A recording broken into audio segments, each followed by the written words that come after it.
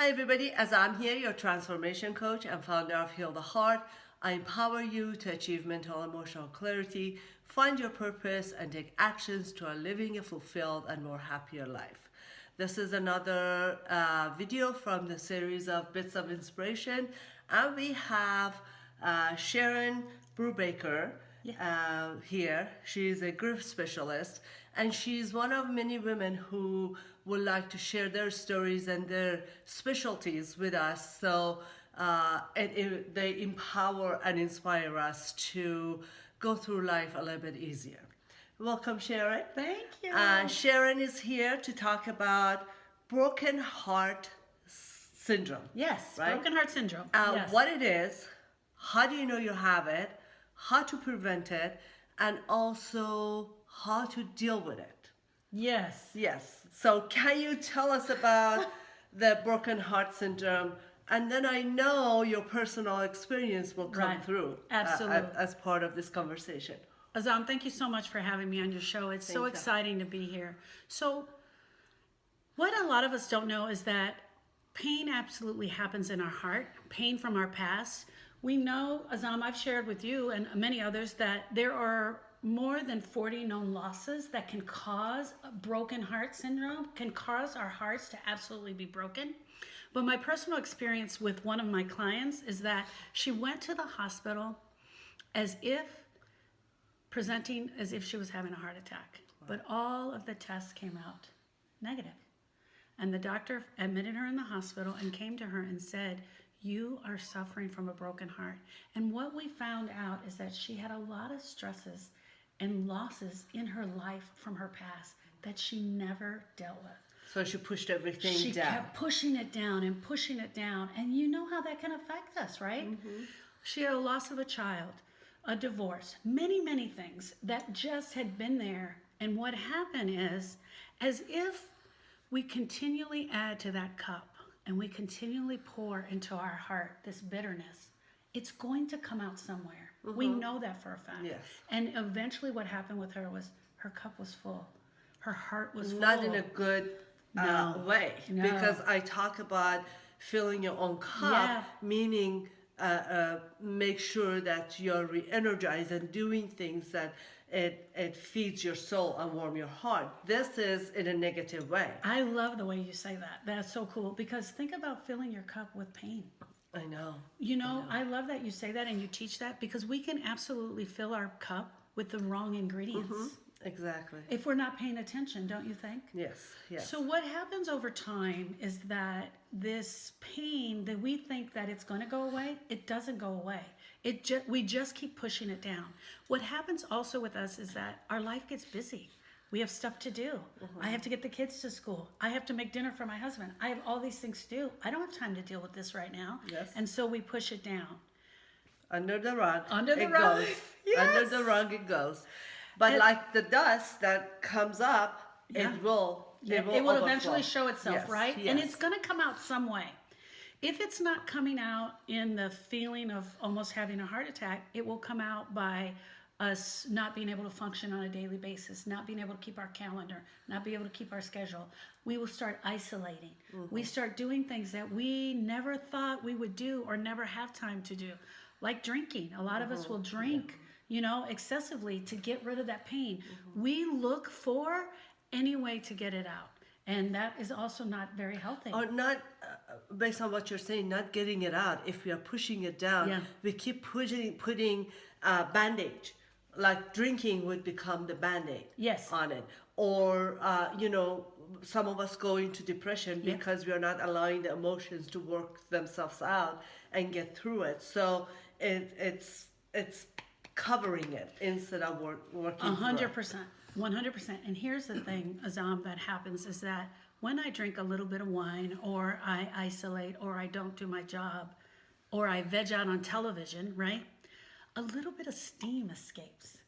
And it almost has this appearance that, like, I got rid of that.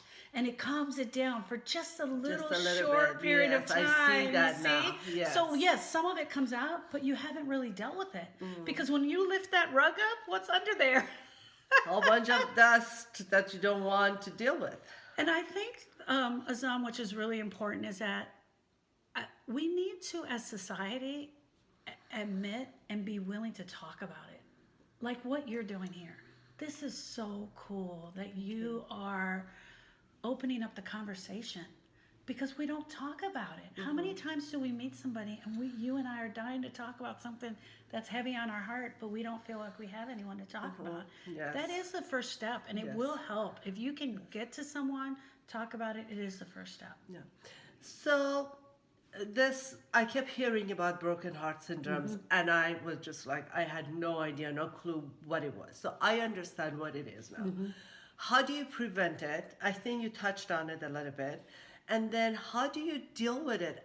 Like this friend of yours or this client of yours, what did you recommend for her to do afterward that she had this experience of heart attack, but it wasn't real heart attack? The first thing to do is acknowledge. You have to acknowledge that your heart is absolutely broken. You have to acknowledge that your heart is absolutely broken and that there's pain in there.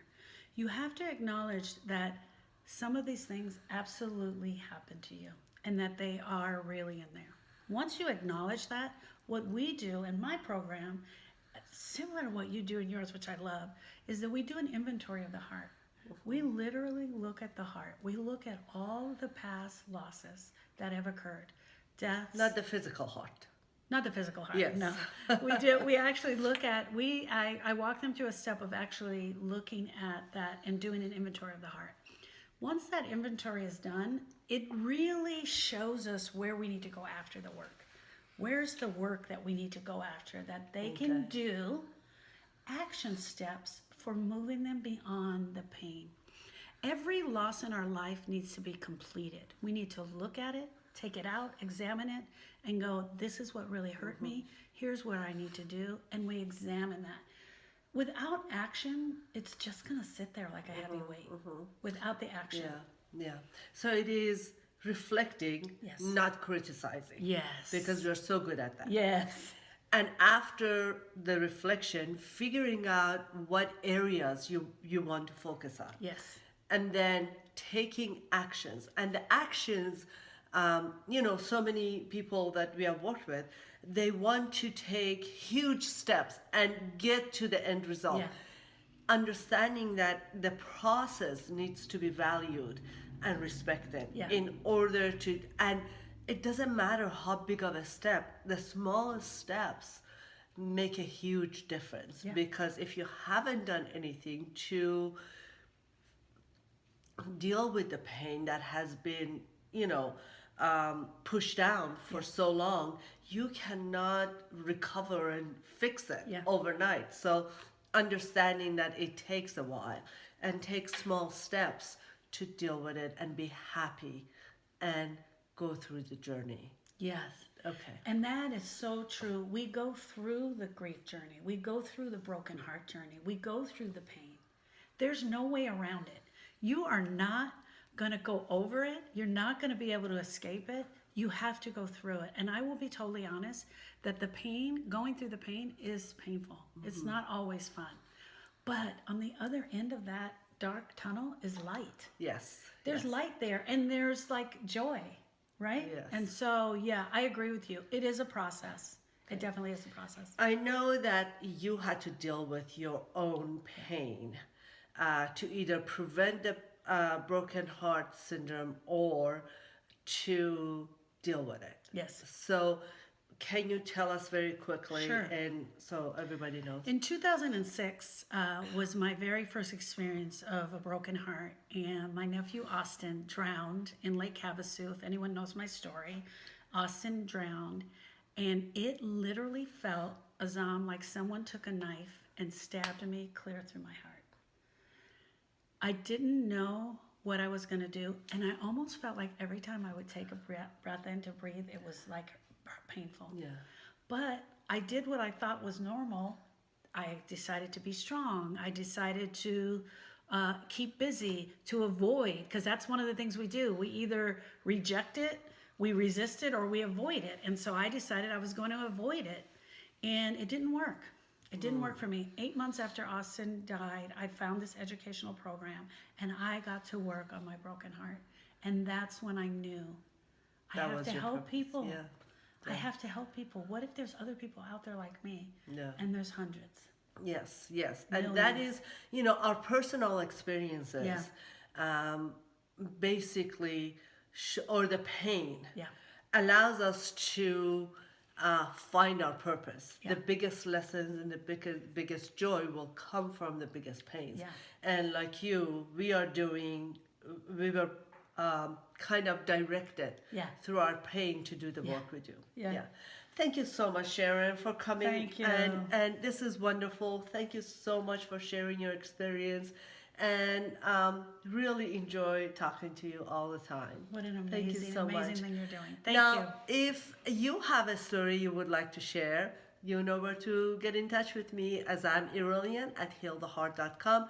Let's inspire and empower other women together. You take care and talk to you soon.